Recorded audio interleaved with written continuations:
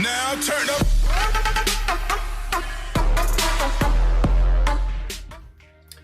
What up is Marcus with Dynasty Football Dads. We have another video here today, and it is talking about fourth round wide receivers.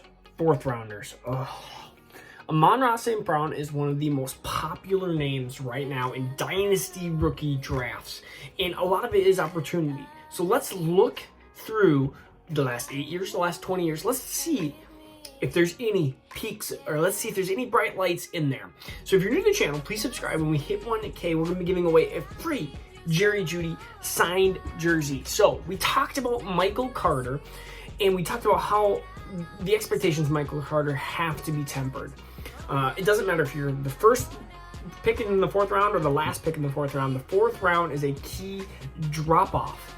And so we're going to look at the fourth round for Amon-Ra St. Brown, among other wide receivers as well. And so let's just look at Amon-Ra St. Brown in my Dynasty rankings, and he's wide receiver 9. He's 21 years old. He was, of course, drafted by Detroit. So the big thing that you can see with Michael Carter and what you can see with Amon-Ra St. Brown is they're both kind of in this tier 2, 2.5, you could say, maybe for Michael Carter, but tier 2, we'll just say, for wide receiver and running back. They are missing.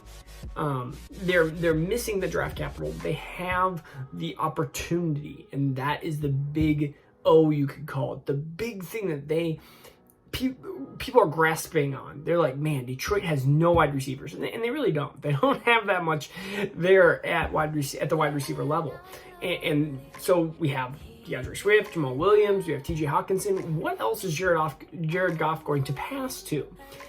But we're going to go through some kind of statistics that are going to warn us from round 4. And if you've watched any of my videos previously, about a month ago, I talked about draft capital. Rounds 1 through 3 are so important, and then you put a big dark line, and then rounds 4 through 7.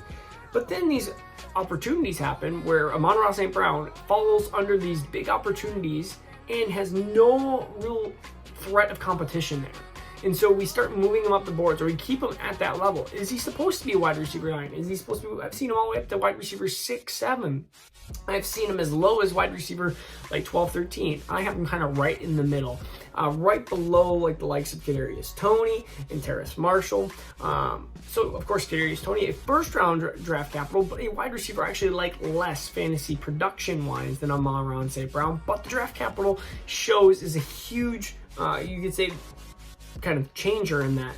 So let's look at the last 8 years. In the last 8 years, we're going to look at any wide receiver that was in the top 50 at the end for fantasy football production, and what we're looking for is round 4 wide receivers.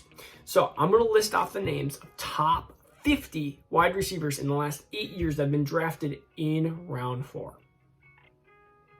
All right, I did not freeze. I swear, I did not freeze in this video.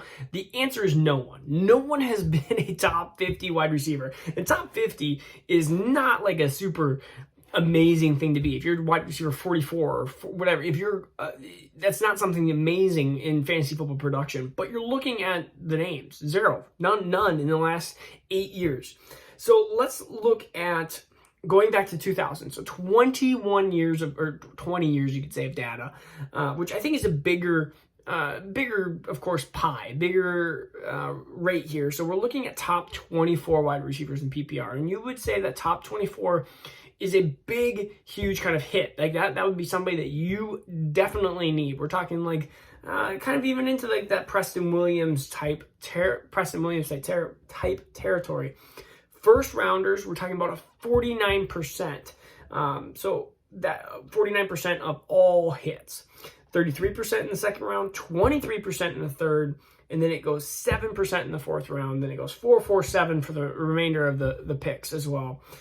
So these are the hit rates of wide receivers going back into the 2000. I did that right? Yeah, 56. Yeah, so sorry. So 7% of wide receivers in the fourth round are going to be a top 24 wide receiver. It means he has a chance. The last 8 years have been kind of condemning the stats. But if you look at I guess you could say 2000 to 2012, it shows that there was some hits in the fourth round.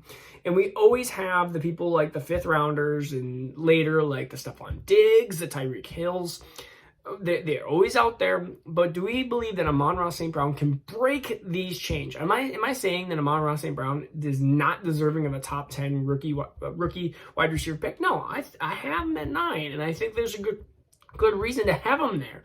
I think he is a really talented wide receiver. In fact, I thought he was a kind of right into that like tier 2, which is where he stayed.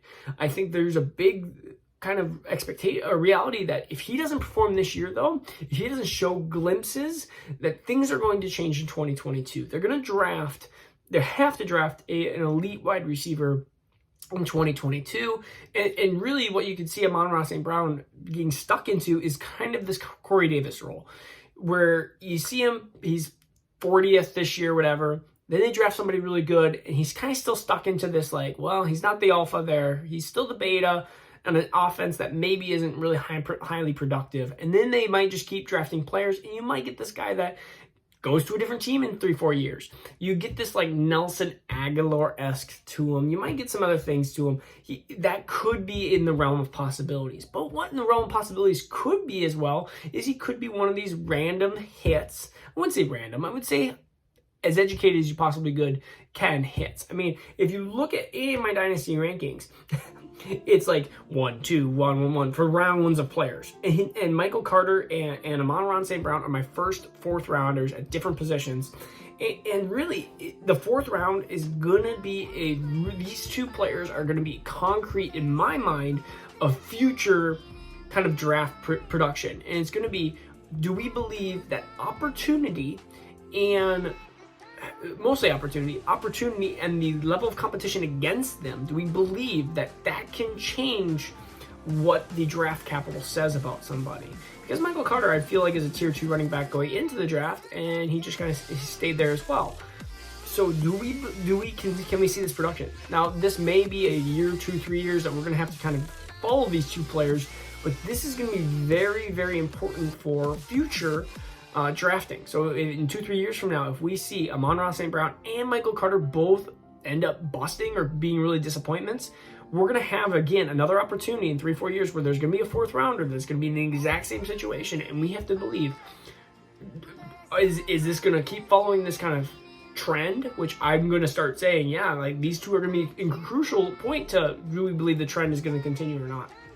Because everyone else, when we look at the top 21 picks, there are 2 picks that are day 3 picks. And that is both, again, Michael Carter and Amon-Ra St. Brown.